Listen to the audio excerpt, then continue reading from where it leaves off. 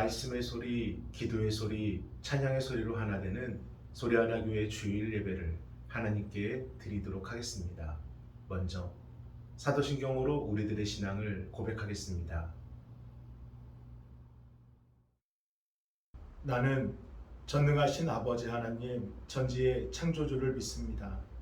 나는 그의 유일하신 아들 우리 주 예수 그리스도를 믿습니다. 그는 성령으로 잉태되어 동정녀 마리아에게서 나시고 본디오 빌라도에게 고난을 받아 십자가에 못 박혀 죽으시고 장사된 지 사흘 만에 죽은 자 가운데서 다시 살아나셨으며 하늘에 오르시어 전능하신 아버지 하나님 우편에 앉아 계시다가 거기로부터 살아있는 자와 죽은 자를 심판하러 오십니다. 나는 성령을 믿으며 거룩한 공교회와 성도의 교제와 죄를 용서받는 것과 몸의 부활과 영생을 믿습니다. 아멘. 찬송가 393장 오 신실하신 주, 우리 함께 찬양하겠습니다.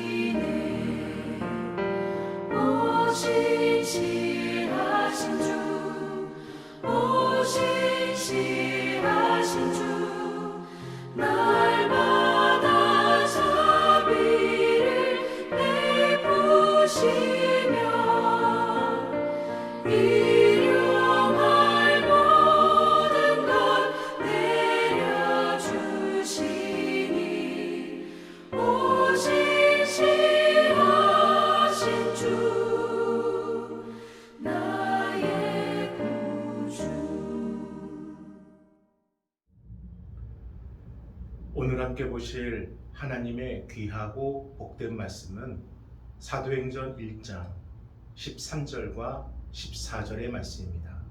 우리 함께 봉독하겠습니다. 들어가 그들이 유하는 다락방으로 올라가니 베드로, 요한, 야고보, 안드레와 빌립, 도마와 바돌로메, 마테와 및 알페오의 아들 야고보, 셀롯인 시몬, 야고보의 아들 유다가 다 거기 있어 여자들과 예수의 어머니 마리아와 예수의 아우들과 더불어 마음을 같이하여 오로지 기도에 힘쓰더라. 아멘. 할렐루야. 영상으로 예배하시는 여러분을 예수님의 이름으로 축복합니다. 여러분의 걸음마다, 여러분의 자리마다 함께 하시는 성령님의 은혜가 가득하길 함께 소망하겠습니다. 기다림은 우리가 아이에서 어른이 되는 시간인 동시에 예수님이 성경의 말씀에서 우리의 삶의 주인이 되시는 시간입니다. 또한 기다림은 우리가 만든 메시아가 아니라 우리를 창조하신 메시아를 만나는 시간이고, 세상이 만든 무지와 어리석음과 차별과 이념을 허물어뜨리고 하나님의 나라와 하나된 공동체가 만들어지는 시간입니다. 그래서 예수님은 제자들에게 빨리 세상에 나가 복음을 전하고 교회를 세우고 막힌 담을 허물어뜨리고 세상을 변화시켜라 이렇게 명령하지 않으시고 기다리라, 먼저 기다리라 말씀해 주십니다. 우리 사도행전 1장 4절과 5절을 함께 읽어보겠습니다. 사도와 함께 모이사 그들에게 분부하여 이르시되 예루살렘을 떠나지 말고 내게서 들은 바 아버지께서 약속하신 것을 기다리라. 요한은 물로 세례를 베풀었으나 너희는 몇 날이 못되어 성령으로 세례를 받으리라 하셨느니라. 아멘. 기다리라. 몇 날이 못되어 성령으로 세례를 받으리라. 그런데 예수님께서 말씀하신 이 기다림은 단지 우리만 성령님을 기다리는 시간이 된 것이 아니라 그와 동시에 우리를 기다려주시는 하나님의 기다림의 시간이 되었습니다. 그래서 하나님을 인격적으로 만날 수 있도록 주신 말씀을 꿀송이보다 더 달게 맛볼 수 있도록 하나님의 몸된 교회를 기쁨으로 섬길 수 있도록 얼마나 시간이 걸리고 또 얼마나 많은 과정을 거치고 얼마나 많은 사람들의 도움과 인내가 필요한지를 이 기다림의 시간을 통해 우리에게 깨닫게 해주십니다. 그래서 우리는 예수님이 말씀하신 이 기다림이라는 시간이 먼저 초기 신앙 공동체에게는 어떤 의미로 다가왔고 그들에게는 어떠한 변화를 일으켰는지를 함께 나누어 보려 합니다. 첫째, 기다림은 혈연 중심에서 신앙 중심으로 변화시켰습니다. 우리 사도행전 1장 13절로 15절까지를 함께 읽어보겠습니다. 들어가 그들이 유하는 다락방으로 올라가니 베드로, 요한, 야고보, 안드레와 빌립, 도마와 바돌로메, 마테와 및 알페오의 아들 야고보, 셀롯인 시몬, 야고보의 아들 유다가 다 거기 있어 여자들과 예수의 어머니 마리아와 예수의 아우들과 더불어 마음을 같이하여 오로지 기도에 힘쓰더라. 모인 무리의 수가 약 120명이나 되더라. 그때에 베드로가 그 형제들 가운데 일어서서 이르되 아멘. 마가의 다락방에 모인 약 120명의 사람들 가운데는 죽은 가룟 유다를 제외한 11명의 제자들이 모여 있었고, 또한 예수님의 사역 기간 내내 따라다녔던 여인들, 그리고 예수님의 어머니 마리아와 예수님의 아우들도 있었습니다. 그리고 예수님이 공생애 동안 각 동네로 보내셨던 전도대 70명의 제자들이 있었을 것이고, 사도의 후보로 추천받은 요셉과 마띠아도 그 자리에 있었을 것입니다. 그런데 여기서 우리가 주목해서 보아야 될 것은 이 누가복음과 오늘의 본문인 사도행전의 저자는 같은 한 사람, 제자 누가인데, 누가복음에 배열된 제자들의 이름의 순서와 여기 사도행전에 배열된 제자들의 이름의 순서가 달라졌다는 것입니다.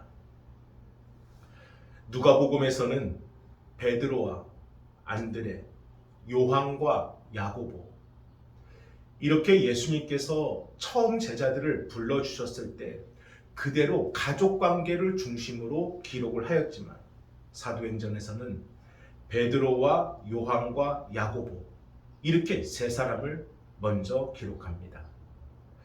그 이유가 무엇일까? 이들은 예수님의 최측근으로서 예수님께서는 공생의 기간 동안 이 세 사람만 따로 데리고 산에 올라가 엘리야와 모세와 이야기하는 모습을 보게 하여 주십니다. 그리고 이들에게만큼은 인자가 죽은 자 가운데서 살아날 때까지 오늘 본 것을 아무에게도 말하지 말라 신신당부의 말씀을 별도로 해주시고, 훗날 베드로와 요한과 야고보는 이 초대교회를 이끌어가는 주도적인 역할을 감당하게 됩니다. 그리고 이 같은 사건을 알게 된 이 저자 누가는 누가복음을 기록할 때는 제자들을 불러주신 그 순서와 가족 중심의 배열로 제자들의 이름을 기록하였지만, 사도행전을 기록할 때는 신앙과 맡겨진 역할 중심의 배열로 제자들의 이름을 먼저 기록했던 것입니다. 사랑하는 여러분, 교회라는 공동체 안에서는 누구나 평등합니다. 단지 맡겨진 역할과 그에 따른 영적인 책임, 그리고 기름 부어주신 권위가 다를 뿐, 그 어떤 것도 높고 낮음은 결코 있어서는 안 됩니다. 단 예수님께서 그랬던 것처럼 누군가는 더 철저하게, 누군가는 더 확실하게, 누군가는 더 열심을 다해 섬김을 감당하면 되는 것입니다. 담임 목사가 우상화되는 교회, 몇몇 힘있는 장로와 권사들이 움직이는 교회, 그와 반대로 역할도 없고 영적인 권위도 없고 책임도 없는 무너진 교회, 예수님께서 세우고자 하신 공동체는 그러한 공동체가 아닙니다. 그래서 사도행전의 이 변화된 제자들의 이름의 배열을 통해 우리는 예수님께서 만들고자 하신 그 공동체의 모습을 보게 됩니다. 혈연 중심의 공동체가 아닌 신앙 중심의 공동체가 되도록, 차별과 차등의 공동체가 아닌 사명 중심의 공동체가 되도록, 무엇보다 예수 그리스도의 이름으로 하나된 믿음의 공동체가 되도록, 그래서 이러한 모든 변화가 바로 기다림의 시간과 바로 기다림의 과정을 통해 이루어졌다는 것을 우리에게 가르쳐 주십니다. 어느 깊은 산 속에 한 작은 오두막집에 지혜로운 랍비가 살고 있었고, 그 오두막집 옆에는 점점 쇠락의 길을 걷고 있는 한 수도원이 있었습니다. 어느 날 쇠락으로 이 수도원 문제로 고민하고 있던 수도원 원장이 자신의 옆에 있는 지혜로운 랍비를 찾아가 어떻게 하면 다시 수도원을 부흥시킬지를 조언을 듣고자 그를 찾아가게 됩니다. 하지만 랍비는 수도원의 부흥을 위해서 그 어떠한 조언도 해주질 않았고 오히려 수수께끼 같은 말을 해줍니다. 원장님, 죄송합니다. 전 아무런 조언도 드릴 게 없군요. 그러나 한 가지 제가 드릴 수 있는 확실한 말씀은 당신들 중에 메시아가 계신다는 겁니다. 원하는 대답을 듣지 못한 수도원장은 그저 힘없이 수도원으로 돌아오면서 랍비가 해준 이 수수께끼 같은 말을 계속해서 곰곰이 생각해 봤습니다. 우리들 중에 메시아가 있다고? 아니, 이 수도원에 있는 5명의 수도사가 전부인데 그 중에 한 사람이 메시아라고? 그럼 대체 누가 메시아라는 건지? 수도원장은 도착하여 4명의 수도사를 불러 랍비가 해준 이야기를 그대로 전해줍니다. 그때부터였습니다. 대체 누가 메시아인가? 여전히 알 수 없던 그들은요, 서로를 바라보는 그 마음이 조금씩 바뀌기 시작했습니다. 상대를 향한 존경하는 마음, 상대를 향한 용서하는 마음, 상대를 향한 중보하는 마음, 상대를 향한 경외하는 마음까지 지금껏 서로에게 느낄 수 없었던 그러한 마음을 갖고 마치 누구를 대하듯 메시아를 대하듯 서로를 그렇게 바라보기 시작했습니다. 그러면서 언제부턴가인가 자연스럽게 이 수도원의 분위기가 사뭇 달라지기 시작하는 겁니다.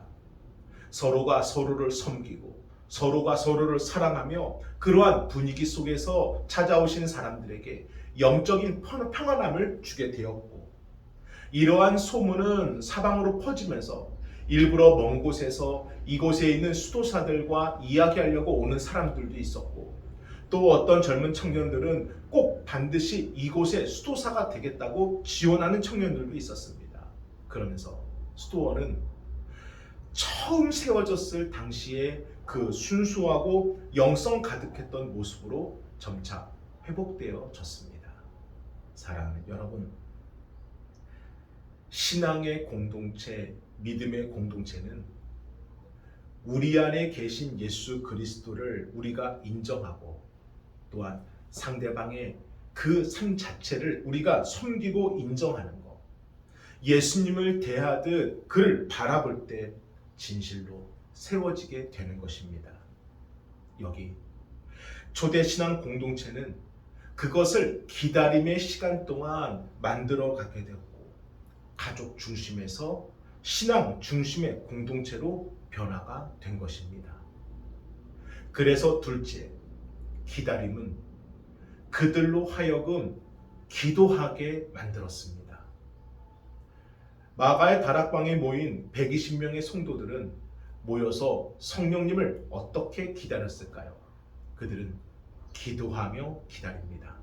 우리 사도행전 1장 13절과 14절을 함께 읽어보겠습니다. 들어가 그들이 유하는 다락방으로 올라가니 베드로, 요한, 야고보, 안드레와 빌립, 도마와 바돌로메, 마테와 및 알페오의 아들 야고보, 셀롯인 시몬, 야고보의 아들 유다가 다 거기 있어 여자들과 예수의 어머니 마리아와 예수의 아우들과 더불어 마음을 같이하여 오로지 기도에 힘쓰더라. 아멘. 마가의 다락방에 모인 사람들은 성령을 보내주신다고 하셨으니 우리가 가만히 기다리면 되겠네, 이렇게 생각하지 않았습니다. 하나님의 뜻이 분명해졌을 때, 예수님의 말씀이 약속이 되었을 때 그들은 즉시 기도하게 됩니다. 이것이 오늘 본문이 첫 번째로 강조하는 기다림의 다른 표현으로, 기다림은 그들에게 기도가 되었습니다. 그러면 그들은 어떻게 기도했고 무엇을 기도했을까? 우리 마태복음 6장 31절로 33절까지를 함께 읽어보겠습니다. 염려하여 이르기를 무엇을 먹을까, 무엇을 마실까, 무엇을 입을까 하지 말라. 이는 다 이방인들이 구하는 것이라. 너희 하늘 아버지께서 이 모든 것이 너희에게 있어야 할 줄을 아시느니라. 그런즉 너희는 먼저 그의 나라와 그의 의를 구하라. 그리하면 이 모든 것을 너희에게 더하시리라. 아멘. 예수님은 우리의 욕망이 아니라 하나님의 갈망을 구하라 말씀하십니다. 세상이 원하는 나라가 아니라 하나님의 나라를 구하라 하십니다. 그러면 너의 필요는 하나님께서 다 채워줄 것이니 무엇을 먹을지, 무엇을 마실지, 무엇을 입을지 그런 거 걱정하지 말고 먼저 하나님의 뜻을 구하라 말씀해 주십니다. 그러니 지금 제자들이 기도했다는 것은 이방인들처럼 헛된 것을 구한 것이 아니라 예수님께서 가르쳐 주신 대로 하나님의 나라와 그의 의, 즉 그분의 뜻을 구했다는 뜻입니다.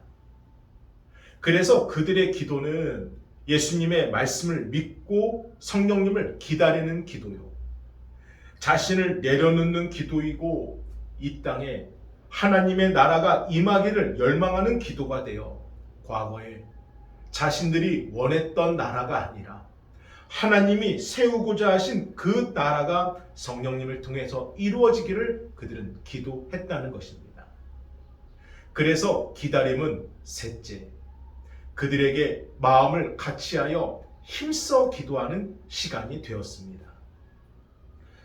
누가복음과 사도행전에서 유독 강조하며 일관되게 기록하는 것은 기도하시는 예수님이십니다.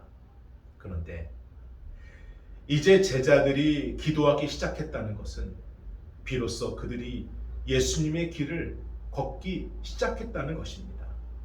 이처럼 예수님을 따라가는 삶, 예수님을 닮아가는 삶의 첫 번째 행보는 기도입니다. 기도로 우리를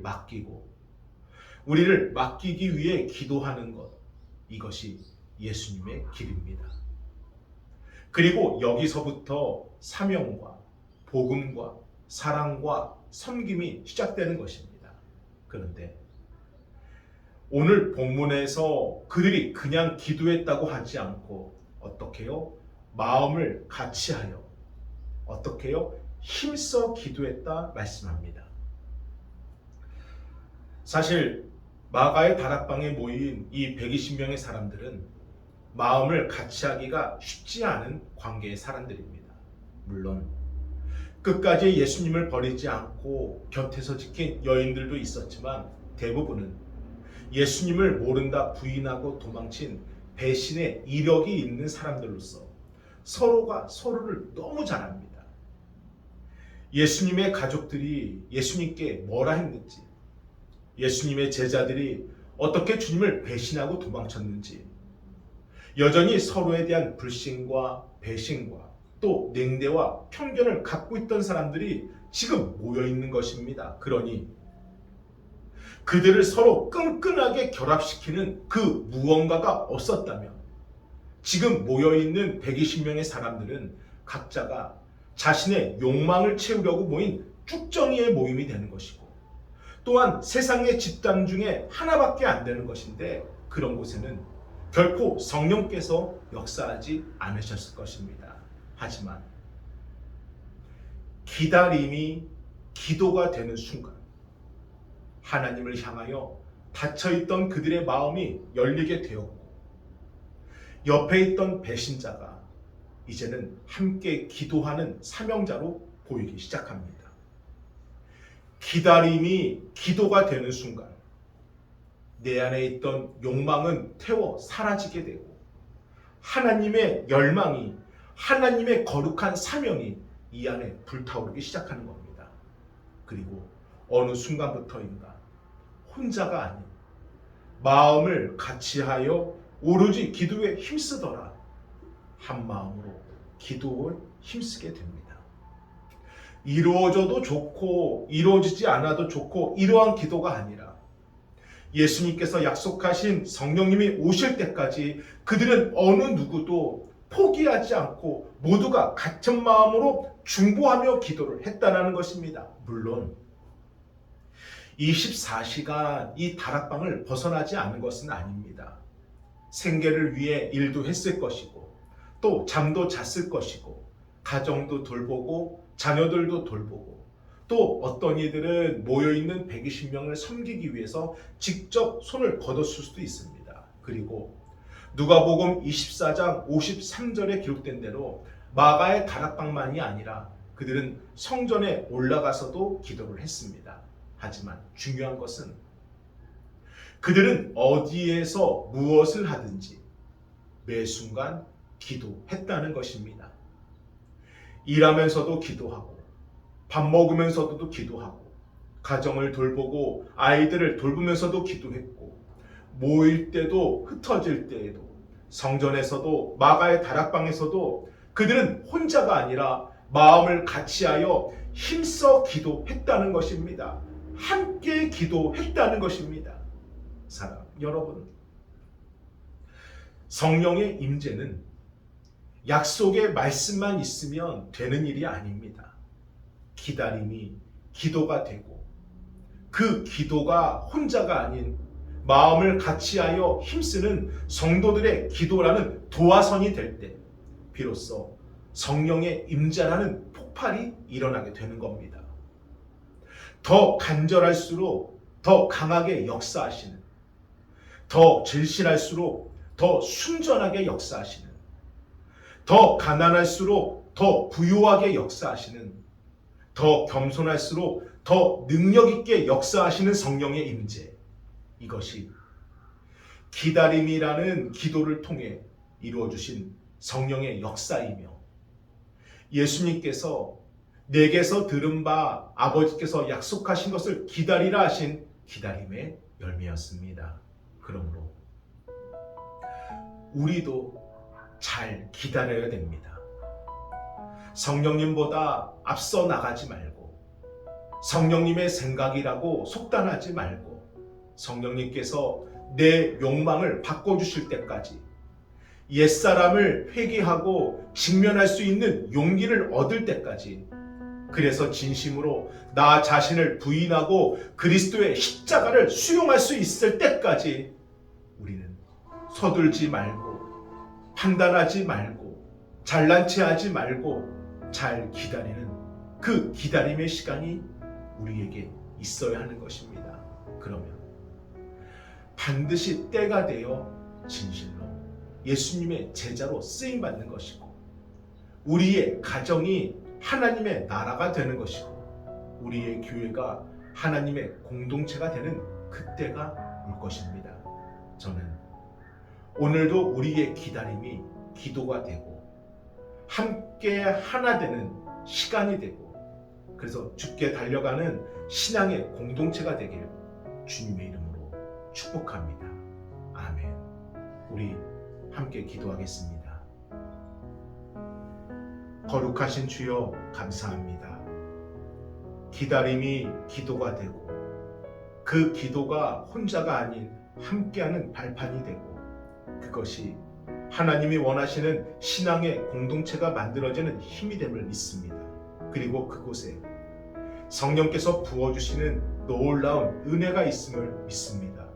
오늘도 기다림이 기도가 되어 성령의 은혜를 한 마음으로 기도하는 우리 성도들 위해 주님 임재하여 주옵소서, 함께하여 주옵소서, 반드시 변화시켜 주옵소서. 아버지 감사합니다. 정성껏 준비하신 예물을 하나님께 드리겠습니다.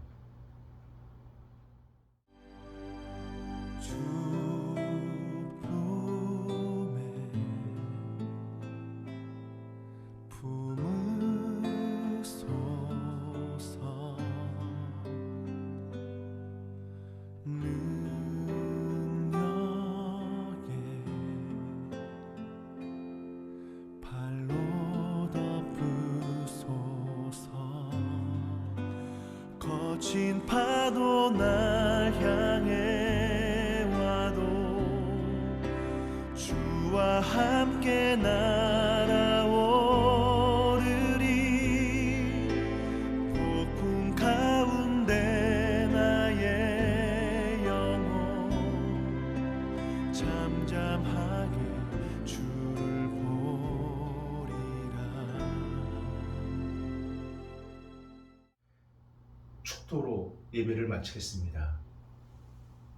이제는 우리 주 예수 그리스도의 은혜와 하나님의 그 크신 사랑하심과 성령님의 감화감동 역사하심이 거룩한 주님의 인도하심을 믿고 오늘도 기도하며 기다리는 우리 성도들 위해 이제로부터 영원토록 함께 하시길 간절히 축원하옵나이다.